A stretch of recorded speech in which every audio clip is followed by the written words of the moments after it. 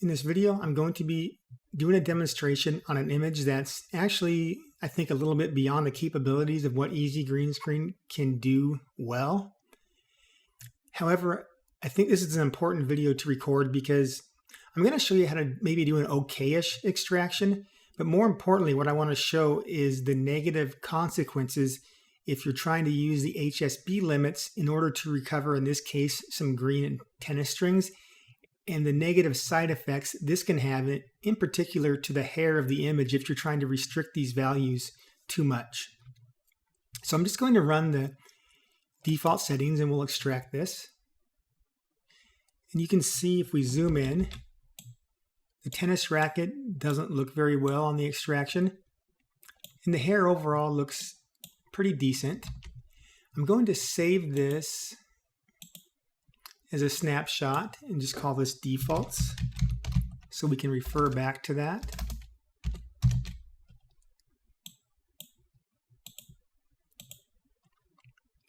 So in order to extract this racket, if we're trying to do this with HSB limits, we're going to have to try to restrict the hue to only extract the screen, but not these strings. So I'm going to come into a color sample and take a point sample so we can see what we're working with. So the hue of this screen is pretty constant, around 107 degree hue, 109 up there. But all my samples are from 107 to 109. If I sample in the strings, just take a point sample, I got hue of 96, 93. I'm just trying to see what the highest hue that these strings will have. 97. So the green screen is 107 and the strings are 97 on the highest. So what we need to do is set this minimum somewhere between 107 and 97. So I'm just going to go right in the middle, 102. But one thing too is it doesn't just do a straight cutoff. If you have the feather HSB limits on, down to 102 would be fully extracted, but then it's going to feather that extraction. In the case of the hue minimum, 20 below that, so it's going to feather that down to 82. So in order to be able to use this for when the hue is this close between the screen and the strings, I'm going to have to uncheck this feather HSB limits. Additionally, the non-hair defringe, we'll have to turn that off because that will likely extract the strings when it's trying to do the defringe.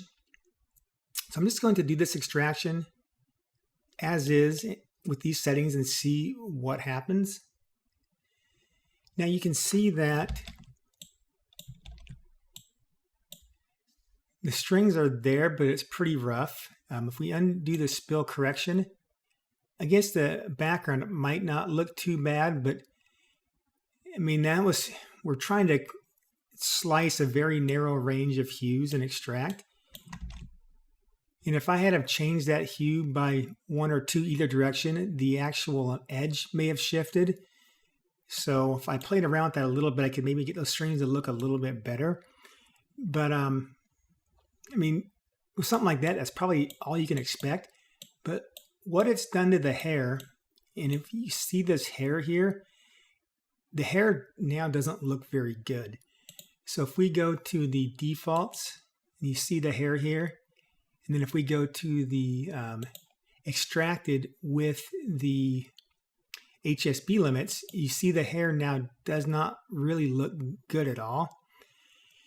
And so if you're going to do this, what you would have to do is then go into select and mask and try to touch up your hair in the areas where it doesn't look good.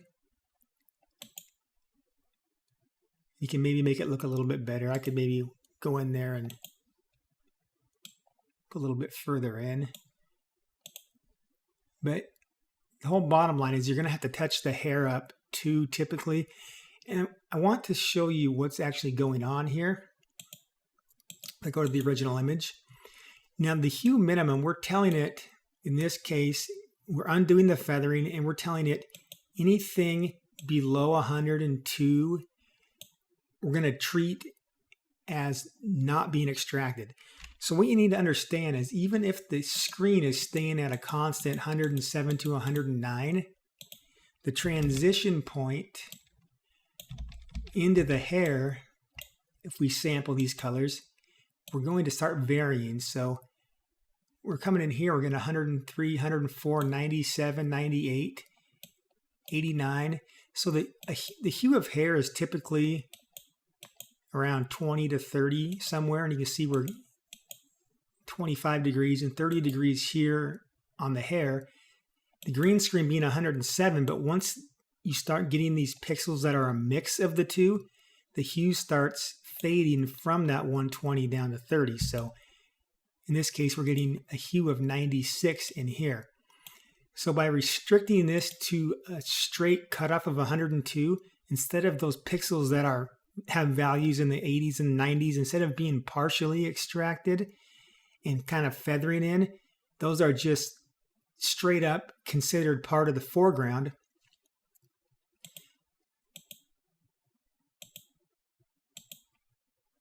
I think I lost that, so let's remove that again. So we've got the green spill on, but if we turn the green spill off, we can kind of see what's going on here. So these pixels in here that have values of 100, for instance, since we're giving this just a hard cutoff of 102, we're saying, okay, now make those foreground, and it makes the hair look really bad. So with regards to the HSB limits for hair, this hue minimum, if you increase that, that can have a negative effect on the hair. If you uncheck the feather HSB limits, it can have a negative effect on the hair. And those are the two settings that can really affect the hair. Now, the hue maximum will generally not have any effect on the hair.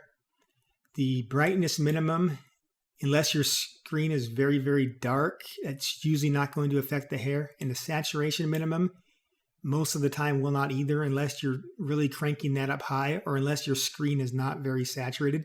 But for the most part, it's these two settings, the hue minimum and the feather HSB limits, that you have to be careful with, because your hair will start looking bad if you really start restricting Easy Green Screen's ability to feather that hair in. I hope this was informative. And honestly, with an image like this, I would just recommend outsourcing these. There are ways to do this through advanced methods in Photoshop, which I may or may not teach because I think it's going to be a little complex for most people. But yeah, for images like this, I would just outsource if you have green screens on a tennis racket.